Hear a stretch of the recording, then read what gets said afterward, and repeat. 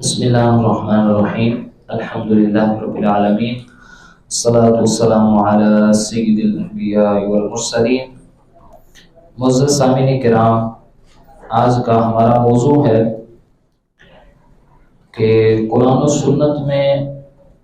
سود کے احکام اور سود کے بارے میں جو قرآن و سنت کی تعلیمات ہیں وہ کیا ہیں۔ رب ذوالجلال قرآن کریم برہان رشید کے اندر ارشاد فرماتا ہے الذین یأکلون الربا لا یقومون الا کما یقوم الذی یتخبطہ الشیطان من المس۔ اللہ رب العزت قرآن کریم کے اندر ارشاد فرماتا ہے کہ وہ لوگ جو سود کھاتے ہیں وہ قیامت کے دن کھڑے نہیں ہوں گے مگر اس شخص کی طرح جسے کسی اسیب نے مخبوط الحواس کر دیا ہو۔ اور اسی طرح اللہ ارشاد فرماتا ہے کہ انما البیع مثل الربا۔ جو لوگ یہ کہتے ہیں کہ خرید و فروخت یہ سود کی ہی مثل ہے،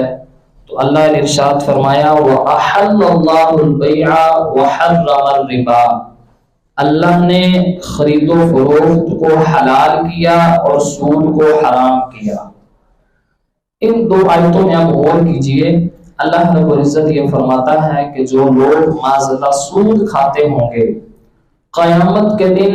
جب وہ اٹھیں گے میدان محشر میں آئیں گے تو اس طرح چل رہے ہوں گے کہ جیسے کسی شخص کو کوئی جن جو ہے اس کے اندر آیا ہوا ہو، اس کو بالکل ہوش نہیں ہوتی، مخبوط الحواس ہوا ہوتا، اس کو سمجھ نہیں آ رہی ہوتی میں نے چلنا کیسے ہے، میں نے بات کیسے کرنی ہے۔ تو اللہ فرماتا ہے ان کے ہوش جو ہیں وہ سمجھ نہیں ان کو آ رہی ہوگی، اس طرح وہ میدان محشر میں چل رہے ہوں گے۔ تو لوگ پوچھیں گے یہ کون لوگ ہیں جن سے چلا ہی نہیں جا رہا؟ تو لوگ بتائیں گے یہ وہ ہیں جو دنیا میں معاذ اللہ سود کھایا کرتے تھے۔ اور اسی طرح اللہ نے فرمایا جو لوگ یہ کہتے ہیں کہ سود وہ خرید و فروخت کی طرح ہی ہے، تو اللہ نے ان کے اس بات کا واضح الفاظ میں رد فرمایا ہرگز ایسا نہیں ہے، بلکہ سود جو ہے وہ حرام ہے، خرید و فروخت وہ حلال ہے۔ اسی طرح اللہ رب العزت نے قرآن کریم کے اندر یہ ارشاد فرمایا کہ یمحق اللہ الربا ویربی الصدقات، کہ اللہ رب العزت سود کو مٹاتا ہے اور صدقات کو بڑھاتا ہے۔ یعنی اللہ رب العزت خود سود کو مٹا رہا ہے، اور اگر کوئی معاذ اللہ پھر بھی سود کھائے یا کسی کو سود کھلائے یا سود کا کاروبار کرے تو اللہ نے پھر اس کو یہ حکم ارشاد فرمایا کہ اگر تم سود سے باز نہیں آؤ گے تو فرمایا فَأْذَنُوا بِحَرْبٍ مِّنَ اللَّهِ، تو پھر اللہ کے ساتھ جنگ کرنے کے لیے تیار ہو جاؤ۔ یہ قرآن کا حکم ہے۔ اللہ نے فرمایا جو یہ کہتے ہیں کہ سود جو ہے وہ کاروبار کی طرح ہی ہے، سود جو ہے وہ حلال ہے، سود جو ہے وہ جائز ہے، یا سود جو کھاتے ہیں یا کھلاتے ہیں، اس کے بارے میں اللہ نے سب سے آخری فیصلہ یہ فرمایا کہ اگر یہ پھر بھی باز نہیں آ رہے تو فَأْذَنُوا بِحَرْبٍ مِّنَ اللَّهِ، تو پھر یہ اللہ کے ساتھ جنگ کرنے کے لیے تیار ہو جائیں۔ اندازہ لگائیں اللہ کے ساتھ جنگ کرنے کا معاذ اللہ تو کوئی بندہ سوچ بھی نہیں سکتا کہ ہم اللہ کے ساتھ معاذ اللہ اس طرح سوچیں کہ جنگ کرنے کا۔ اور اسی طرح حضور علیہ الصلوۃ والسلام ارشاد فرماتے ہیں کہ جب کسی بستی میں زنا اور سود پھیل جائے گا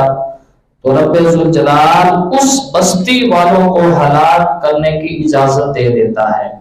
معاذ اللہ سود یہ اتنا بڑا گناہ ہے، اللہ پھر یہ نہیں دیکھتا کہ یہ فلاں نیکی کر رہے ہیں فلاں نیکی کر رہے ہیں، بس یہ دیکھتا ہے کہ اس بستی میں اب زنا اور سود پھیل چکا ہے، اللہ فرماتا ہے اب اس بستی کو ہلاک کر دیا جائے۔ اور اسی طرح سرکار ارشاد فرماتے ہیں کہ حضرت سیدنا ابو ہریرہ رضی اللہ تعالیٰ عنہ سے مروی ہے کہ سرکار جب شب معراج تشریف لے کر گئے تو وہاں پر آپ کو چند لوگوں کے پاس سے آپ کا گزر ہوا تو ان کے پیٹ اتنے بڑے تھے، ان کے پیٹوں میں سانپ چلتے ہوئے نظر آ رہے تھے۔ تو سرکار نے فرمایا جبریل یہ کون لوگ ہیں؟ عرض کی تھی یا رسول اللہ علیہ السلام یہ وہ لوگ ہیں جو آپ کی امت میں سے معاذ اللہ سود کھاتے ہوں گے۔ اتنی عجیب اور اتنی بڑی سزا ہے، اور سرکار ارشاد فرماتے ہیں کہ سود کھانا یہ ایسے ہے جیسے معاذ اللہ اپنی ماں کے ساتھ زنا کرنا ہے۔ یہ واضح حدیث موجود ہے المعجم الاوسط کے اندر، اور اسی طرح سرکار ارشاد فرماتے ہیں سود کے 70 دروازے ہیں، اور ان میں سے کم تر ایسا ہے جیسے کوئی مرد اپنی کسی محرم سے زنا کرے۔ اتنا غلیظ یہ گناہ ہے سود کھانا، لیکن آج ہمارے معاشرے میں یہ سود اس قدر پھیل چکا ہے کہ یقین جانے ہر جگہ سود نظر آتا ہے۔ اگر کسی کا گھر ٹوٹ جائے، وہ کہے یار گھر بنانے کے لیے پیسے نہیں ہیں، تو دوست کہیں کہ یار پریشان کیوں ہوتے ہو، بینک والے قرضہ دے رہے ہیں، ان سے قرضہ لو، ان کو سود کے ساتھ واپس کرو۔ اگر کوئی شخص یہ کہہ دے کہ بھائی ہمارا یہ گھر پرانا ہو چکا ہے، بچے اب اس میں رہنا نہیں پسند کرتے، وہ کہتا بھائی پریشانی کس چیز کی ہے، بینک کے پاس جاؤ، پیسہ لو، سود لو، گھر بناؤ۔ اگر کوئی شخص یہ کہے بیٹی کی شادی کرنی ہے، پیسہ نہیں ہے، لوگ کہتے ہیں بھائی پریشانی کیا ہے، بینک کے پاس جاؤ، پیسہ لو، شادی کرو، بعد میں سود کے ساتھ واپس کرو۔ یعنی گاڑی لینی ہے تو لوگ کہیں گے بھائی بینک سے پیسہ لو، گاڑی لو اور سود دے کر واپس کر دو۔ جو بھی کاروبار ہم نے کرنا ہے، یعنی اگر کوئی کاروبار کرنے کے لیے پریشان ہے، اس کے پاس پیسہ نہیں ہے، تو لوگ کہیں گے بھائی آج کے دور میں کیا پریشانی ہے، بینک سے پیسہ اٹھاؤ، سود دو کو، تو چلو اپنا کاروبار کرو۔ یعنی ہر کام میں لوگ سود کھانا اتنا وہ آسان سمجھ رہے ہیں، معاذ اللہ۔ لیکن اللہ رب العزت کیا فرما رہا ہے کہ فَأْذَنُوا بِحَرْبٍ مِّنَ اللَّهِ وَرَسُولِهِ، اگر تم سود کھانے سے باز نہیں آؤ گے تو اللہ اور اس کے رسول کے ساتھ جنگ کرنے کے لیے تیار ہو جاؤ۔ اتنا بڑا معاذ اللہ یہ گناہ ہے۔ کہیں سرکار فرما رہے ہیں کہ 70 دفعہ زنا کرنے کے برابر ہے معاذ اللہ۔ ان کے پیٹوں میں اتنے بڑے سانپ ہو گئے، اتنی سخت سزائیں، اور دنیا میں صرف 2 گناہ ایسے ہیں جن پر اللہ نے یہ فرمایا ہے کہ میرے ساتھ اعلان جنگ کے لیے تیار ہو جاؤ۔ ایک ہے اولیاء کی عداوت۔ اگر کسی بندے کے دل میں اولیاء کی عداوت ہو، اللہ کے ولیوں کی دشمنی ہو، ان کا بغض ہو، تو اللہ نے وہاں بھی فرمایا ہے کہ میرے ساتھ جنگ کے لیے تیار ہو جاؤ۔ اور یہاں دوسرا یہ گناہ ہے کہ جو سود کھاتا ہے، اللہ رب العزت فرماتا ہے کہ پھر میرے ساتھ اعلان جنگ کے لیے تیار ہو جاؤ۔ سود جو لوگ کھاتے ہیں ان کو نقصان کیا ہوتا ہے؟ سب سے پہلا نقصان یہ ہوتا ہے کہ سود خور حاسد بن جاتا ہے۔ یعنی وہ یہ چاہتا ہے کہ جس کو میں نے سود پر پیسہ دیا ہے، اس بندے کے پاس کبھی پیسہ نہ آئے، اس لیے کہ اگر اس کے پاس پیسہ آ جائے گا تو یہ میرا سارا قرض اتار دے گا، اپنا کاروبار کر لے گا۔ تو اس لیے وہ حسد کرتا رہتا ہے کہ اس کے پاس نہ پیسہ آئے، نہ میرا یہ قرض اتارے، میرا بھی کام چلتا رہے، یہ مجھے سود بھی دیتا رہے۔ تو سب سے پہلا نقصان سود خور جو ہے وہ حاسد بن جاتا ہے۔ اور دوسرا نقصان سود خور بے رحم ہو جاتا ہے، اس کو کسی پر کوئی رحم نہیں آتا، اس کو صرف اپنے پیسے کی پڑی ہوتی ہے۔ اگرچہ کوئی بڑے سے بڑا شخص بھی یہ کہہ دے کہ بھائی اتنا کوئی ٹائم دے دو، یا اپنے سر کی پگڑی اتار کہیں اس کے قدموں میں کو رکھ دی جائے، وہ کہتا ہے نہیں مجھے اپنے پیسے سے غرض ہے، مجھے پیسہ دیا جائے۔ اس کی وجہ یہ ہے کہ یہ سود کھانے کی وجہ سے اس کا دل یہ موٹا ہو چکا ہوتا ہے، اس کے دل پر کسی کی کوئی بات اثر نہیں کرتی۔ اور اسی طرح سود خور جو ہوتا ہے وہ مال کا حریص ہو جاتا ہے، اس کو صرف اور صرف مال سے ہی غرض ہوتی ہے، یہ نہیں غرض ہوتی کہ اس پر اعلان جنگ ہے، اس پر جہنم کا عذاب ہے، وہ یہ سمجھتا ہے بس میرے پاس بھائی مال آنا چاہیے، میرے پاس مال آ جائے، اگرچہ اس پر مجھے جتنا مرضی گناہ مل جائے، جو مرضی ہو جائے، وہ صرف اور صرف یہ چاہتا ہے کہ مجھے مال ملنا چاہیے۔ تو اس لیے ان قرآن و سنت کے دلائل کی روشنی میں ہمارے لیے سود کھانا یہ بالکل ناجائز اور حرام قرار دیا گیا ہے۔ ہمارے فقہائے کرام، ہمارے علماء اسلاف کا طریقہ کار کیا تھا؟ حضرت سیدنا امام اعظم ابو حنیفہ رضی اللہ تعالیٰ عنہ نے کسی بندے کو قرض دیا تھا، تو آپ قرض سے واپس اس کے پاس قرض لینے کے لیے تشریف لے کر گئے، تو اس کے مکان کا سایہ تھا، آپ دھوپ میں کھڑے رہے، تو کسی شخص نے کہا حضور آپ سائے میں کھڑے ہو جائیں، تو آپ نے فرمایا کہ میں نے اس شخص سے قرض لینا ہے، تو اس کے مکان کا یہ سایہ ہے، اگر میں اس کے مکان کے سائے میں کھڑا ہو جاؤں تو کہیں یہ بھی سود نہ شمار کر لیا جائے، چونکہ پیسے لینے ہیں۔ تو یعنی اتنی احتیاط کیا کرتے تھے ہمارے اسلاف کہ یعنی اس میں تو سود کا پہلو ہی نہیں ہے، لیکن امت کو سمجھانے کے لیے، امت کو بتانے کے لیے کہ یہ سود یہ کتنا بڑا گناہ ہے اور کتنی بڑی اللہ رب العزت کی نافرمانی والا کام ہے، ہمیں اس سے بچنا نہایت ضروری اور لازمی ہے۔ تو سود کی تعریف کیا ہے؟ سود جو ہے یہ کہتے کسے ہیں؟ علماء یہ فرماتے ہیں کہ عقد معاوضہ، یعنی لین دین کے کسی معاملے میں جب دونوں طرف مال ہو اور ایک طرف زیادتی ہو، اس کے مقابلے میں دوسری طرف کچھ بھی نہ ہو تو یہ سود کہلاتا ہے۔ یعنی دو لوگ آپس میں کوئی معاملہ طے کریں، کوئی خرید و فروخت کریں، دونوں طرف مال ہو، یعنی ادھر بھی پیسہ ہو ادھر بھی پیسہ ہو، یا ادھر بھی سونا ہو ادھر بھی سونا ہو، ادھر بھی چاندی ہو ادھر بھی چاندی ہو، دونوں طرف مال ہو، دونوں طرف پیسہ ہو، مال ہو، اور ایک طرف سے زیادتی پائی جائے، ایک طرف سے زیادتی پائی جائے، اس کے مقابلے میں دوسری طرف سے کچھ بھی نہ ہو تو یہ سود کہلائے گا۔ آسان الفاظ میں سمجھنے کے لیے، یعنی آپ نے کسی شخص کو 100 روپے دیا اور اس نے بھی آپ کو 100 روپے، یعنی آپ دونوں نے 100 روپے میں خرید و فروخت کی، ادھر بھی 100 روپے ہے ادھر بھی 100 روپے ہے، لیکن آپ اس کو یہ کہیں کہ بھائی اپنا 100 روپیہ مجھے دے دیں، میں آپ کو اس کے مقابلے میں 110 روپے دیتا ہوں۔ اب دونوں طرف ادھر بھی مال ہے ادھر بھی مال ہے، لیکن آپ اس کو 110 روپے دے رہے ہیں، لیکن وہ ان 10 کے مقابلے میں آپ کو کچھ بھی نہیں دے رہا، لہٰذا یہ 10 روپے لینا اس کے لیے سود کہلائے گا۔ اسی طرح مثلا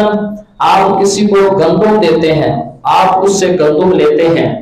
تو دونوں طرف گندم ہے، تو ایک دانہ بھی اگر آپ اس کو زیادہ دیں یا اس سے زیادہ لیں تو یہ گندم کا ایک دانہ لینا بھی آپ کے لیے سود کہلائے گا۔ اسی طرح دونوں طرف چاول ہو، اسی طرح جتنی بھی یہ چیزیں ہیں دونوں طرف سونا ہو، ادھر بھی سونا ادھر بھی سونا، تو ایسی صورت میں اگر آپ اس میں کمی زیادتی کریں گے یا اس میں آپ ادھار کریں گے تو یہ دونوں چیزیں کمی زیادتی کرنا بھی حرام ہوگا اور ادھار کرنا بھی حرام ہوگا۔ اس کو بھی سمجھ لیں کہ دونوں طرف مال ہو اور ایک طرف اس کے مقابلے میں کچھ بھی نہ ہو، مال کی کچھ زیادتی ہو، ایسی صورت میں وہ مال کی کچھ زیادتی بھی سود کہلائے گی۔ یعنی آپ نے اگر کسی کو سونا دیا، اس نے بھی مقابلے میں آپ کو سونا ہی دیا ہے لیکن وہ تھوڑا زیادہ دے دیا، آپ کے لیے تھوڑا سا سونا لینا بھی یہ سود کہلائے گا۔ تو سود اس وقت ہمارے معاشرے میں معاذ اللہ بہت زیادہ پھیل چکا ہے، بالخصوص یہ بینکوں کی صورت میں اور بالخصوص لوگوں کو قرض دینے کی صورت میں۔ یعنی لوگ پہلے جب قرض لینا ہوتا ہے تو بڑے میٹھے میٹھے ہوتے ہیں، بھائی یہ قرض لے لو، آپ کا جب دل چاہے گا آپ واپس کر دینا، آپ پر کوئی دباؤ نہیں ہوگا۔ جیسے جیسے دن گزرتے جائیں گے وہ آپ کے سامنے سب کچھ واضح ہو جائے گا کہ بھائی یہ تو انہوں نے قرض مجھے سود پر دیا تھا، مطلب ان کے تیور ہی بدل جائیں گے، بات کرنے کا انداز ہی بدل جائے گا، اور اس طرح وہ بات کریں گے، آپ کہیں گے یار جب دے رہا تھا تو یہ کیسے باتیں کر رہا تھا۔ تھوڑے دن اوپر گزر جائیں تو وہ آپ پر سختی کرنا شروع کر دیں گے، زیادہ پیسے نکلوائیں گے۔ تو اس طرح یہ قرضہ دینے والی جتنی بھی اسکیمیں ہیں، ان سے بھی بچنا ہمارے لیے نہایت ہی ضروری اور لازمی ہو چکا ہے۔ بالخصوص ہمارے معاشرے میں یہ ایک قسطوں کا کاروبار جو ہے یہ بھی کیا جاتا ہے، تو یہ ذہن میں رکھیں، قسطوں کا کاروبار یہ ابتدائی طور پر بالکل جائز ہے، یعنی دو لوگ باہم رضامندی کے ساتھ، مثلا یہ موبائل ہے، دو لوگ آپس میں یہ طے کر لیں ایک رقم کہ بھائی میں آپ کو اس کا 60,000 روپے دوں گا، لیکن وہ ہر ماہ میں آپ کو 2,000 روپے کر کے دوں گا، تو یہ صرف اس طرح اتنا ہی طے کر لیں تو یہ بالکل جائز ہے کہ ٹھیک ہے بھائی یہ موبائل ویسے 50,000 کا ہے، آپ مجھے 60,000 روپے دے دیں ہر مہینے 2,000 کر کے، تو یہ بالکل جائز ہے، اس میں کسی قسم کی کوئی حرج نہیں ہے۔ لیکن یہ جو شرائط ہیں، سب سے پہلی شرط یہ ذکر کرتے ہیں کہ اگر آپ نے ایک قسط بھی لیٹ کی تو آپ کو اتنا جرمانہ دیا جائے گا، یہ شرط رکھنا جائز نہیں ہے، اس لیے کہ شرط یہ جو رکھی کہ اگر قسط لیٹ کی تو پیسے دینے پڑیں گے، یہ پیسے لینا یہ تعزیر بالمال ہے، یعنی مالی جرمانہ ہے، تو شریعت کے اندر مالی جرمانہ یہ ناجائز ہے۔ تو مالی جرمانہ لینے کی وجہ سے اگر قسطوں کے کاروبار میں یہ شرط رکھی گئی تو پھر یہ کاروبار جائز نہیں ہوگا۔ اسی طرح دوسری شرط یہ وہ لکھ دیتے ہیں کہ جب تک آپ کی قسطیں پوری نہیں ہوں گی اس وقت تک یہ چیز آپ کی ملکیت میں نہیں آئے گی۔ اگر یہ شرط لکھی ہو تو پھر قسطوں کا کاروبار کرنا جائز نہیں ہے، اس لیے کہ اصول یہ ہے کہ جب ہم دونوں کے درمیان ایک رقم طے پا گئی، میں آپ کو اتنے پیسے دوں گا، آپ مجھے یہ چیز دیں گے، آپ پیسوں کے مالک بن گئے، میں چیز کا مالک بن گیا، اس کے بعد یہ شرط لکھنا کہ جب تک قسطیں نہیں طے ہوں، قسطیں جو ہیں وہ ادا نہیں ہوں گی اس وقت تک مالک نہیں بنیں گے، یہ بالکل شرط رکھنا جائز نہیں ہے۔ یعنی یہ دو شرائط اگر ذکر کی جائیں تو ایسی صورت میں قسطوں کا کاروبار جو ہے وہ جائز نہیں ہوگا۔ اسی طرح اگر کوئی شخص وقت پر پیمنٹ ادا نہیں کرتا تو اس سے زائد کا مطالبہ کرنا، تو اس کے بارے میں یہ ذہن میں رکھیں، اگر آپ سے کوئی شخص ایک چیز خرید کر لے جاتا ہے تو آپ نے کہا کہ بھائی 1 ماہ کے بعد آپ پیسے دے دینا، وہ اس کے 50,000 روپے اس نے دینے تھے، 1 ماہ گزر گیا، 2 ماہ گزر گئے، 3 ماہ گزر گئے، 3 ماہ کے بعد وہ پیسے دینے کے لیے آیا تو آپ نے کہا بھائی اب میں آپ سے 60,000 وصول کروں گا، تو یہ 10,000 روپے لینا آپ کے لیے بالکل بھی جائز نہیں ہے، یہ سود کہلائے گا، اس لیے کہ آپ نے جو چیز اس کو بیچی تھی اس میں تو کوئی اضافہ ہی نہ کیا، وہی چیز ہے، لیکن اس کے 60,000 کیوں لے رہے ہیں؟ تو یہ 60,000 یعنی 10,000 روپے دینا یہ آپ کے لیے ناجائز اور سود کہلائے گا۔ اگر وہ تنگ دست تھا تو پھر آپ نے اس کو مہلت دی تو آپ کو ثواب ملے گا، لیکن اگر اس کے پاس پیسے تھے اس نے پھر آپ کو ادائیگی نہیں کی تو ایسی صورت میں وہ شخص گناہگار ہوگا، آپ اس سے 1 روپے بھی اضافی نہیں لے سکتے۔ اور آخری مسئلہ یہ ہے کہ چوری کیا ہوا مال خریدنا جائز ہے یا نہیں، تو یہ ذہن میں بٹھا لیں، اگر کسی مال کے بارے میں آپ کو بالکل کنفرم پتا ہو کہ بھائی یہ مال جو ہے یہ چوری کا مال ہے، تو ایسی صورت میں وہ مال آپ کے لیے خریدنا جائز نہیں ہے۔ اسی طرح نیلامی کی جو خرید و فروخت کی جاتی ہے تو اس میں سرکار نے ارشاد فرمایا کہ آج کل اگرچہ نیلامی کی بیع تو بظاہر جائز ہے، لیکن ہمارے معاشرے میں جو صورتیں بن چکی ہیں وہ یہ کرتے ہیں، جو بولی لگواتے ہیں انہوں نے 2 3 4 بندے اپنے رکھے ہوتے ہیں، وہ بولی لگاتے ہیں، یعنی انہوں نے خریدنی نہیں ہوتی، لوگوں کو بھارنے کے لیے چیز کا ریٹ بڑھائیں گے، بھائی 200 300 400، تو اس طرح اس سے سرکار نے منع فرمایا ہے، اس کو بیع نجش کہتے ہیں۔ اگر اس طرح کی صورتحال ہو تو یہ خرید و فروخت کرنا بھی جائز نہیں ہوگی۔ لہٰذا ہمارے معاشرے میں یہ دیگر جو خرید و فروخت ہیں وہ قرآن و سنت کے مخالف ہمارے معاشرے میں رائج ہو چکی ہیں۔